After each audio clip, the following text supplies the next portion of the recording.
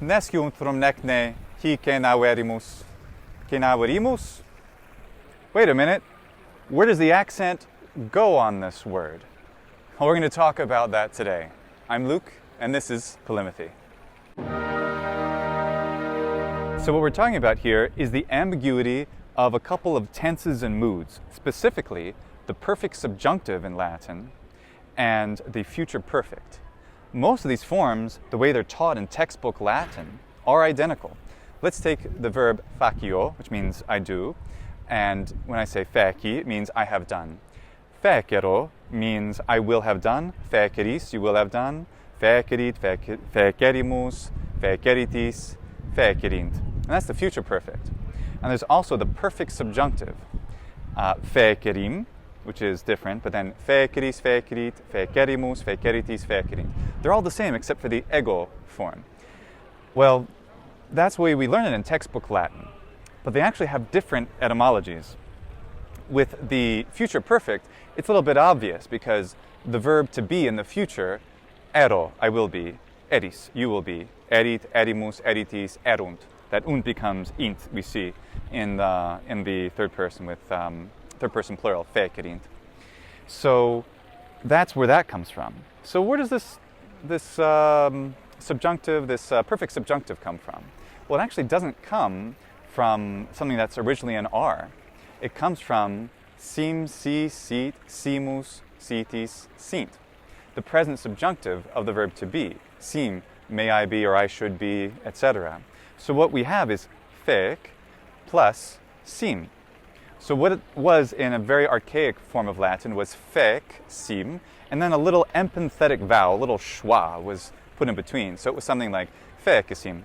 Now an S very frequently, when it's between vowels, can be voiced. And that seems to be what happened here. So it was not merely fēcesim, but fēcezim, fēcezim.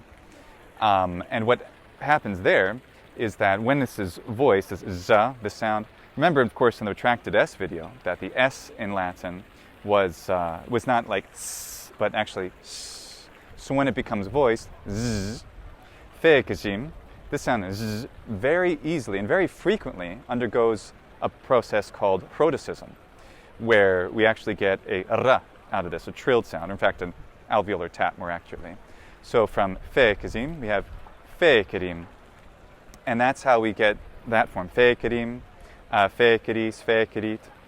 Now here's the other thing. If it's sim, sis, sit, simus, sitis, then we actually have long vowels, phonemic long vowels. So with these forms, fēcerim, fēceris, fēcerit, we have phonemic long vowels. That means the actual prescribed, according to like the grammarians, the ancient grammarians, the proper way for the perfect subjunctive is not fēcerimus, but actually fēcerimus. With that phonemic vowel length, we know from the penultimate stress rule that it has to be stressed there, fēcerimus, and then fēceritis.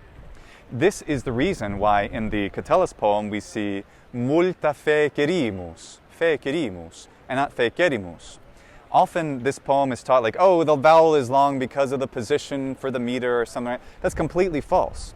We know that in the actual spoken language that fēcerimus was in fact, and etymologically, the perfectly normal and common way to pronounce the perfect subjunctive form of we should do, we should have done, fēcerimus. But that's not how Catullus is using it. He's saying, fēcerimus, we will have done, we will have made all of these kisses, all of these basia. So what's going on there?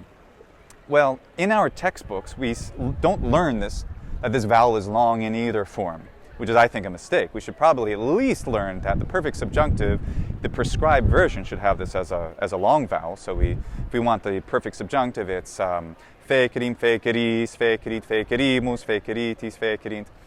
But when it comes to the future perfect version, the prescribed version would be short. Fēcero, fēceris, fēcerit, fēcerimus, fēceritis, fēcerint. That's the prescribed version. But already in the 1st century BC, we see in poets like Catullus, and we see also in prose writings of Cicero.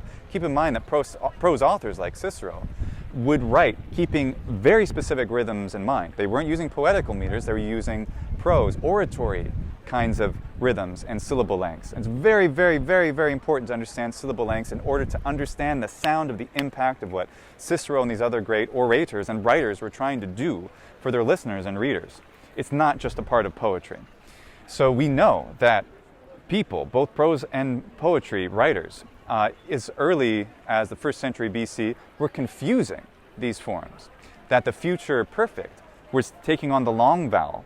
So we would have, for the future perfect version, fēcero, fēcerīs, fēcerīt, fēcerimus, like Catullus writes, fēcerītis, and fēcerint.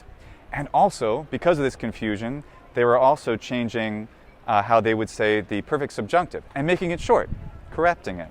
Fēcerim, fēcerīs, fēcerīt, fēcerimus, fēceritis, fēcerint. So that's how these forms started to merge.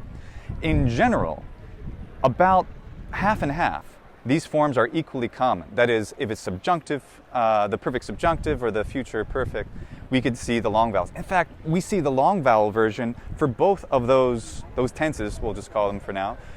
We see the long vowel much more frequently than we see the short one. And what that indicates is the way we actually teach the classical language is maybe a little bit mistaken. Maybe this textbook Latin where we keep the vowels short, as is taught in almost every single Latin textbook, maybe that shouldn't be the textbook form. Maybe we should also always teach it as long, or even give that prescribed grammarian version that the perfect subjunctive always has the long vowel, even though the reality is that long vowel version was used for the future perfect, and the future perfect with the short vowel was used for the perfect subjunctive. So anyway, that's how I see it.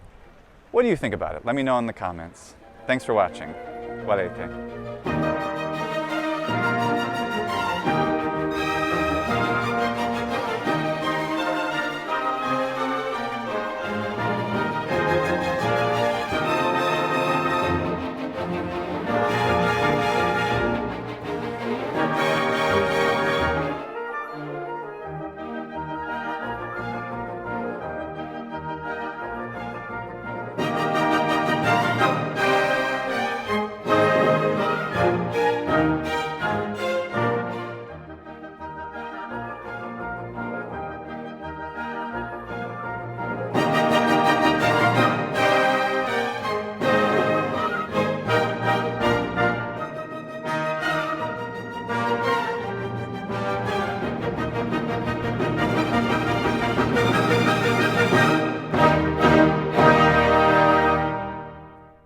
Ok, siamo pronti.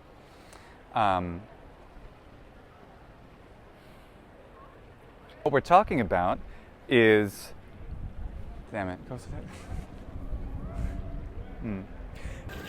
So the true, if you will, the prescribed grammatical correct form in the perfect subjunctive is with that phonemic vowel law. And what that indicates is the way we actually teach the classical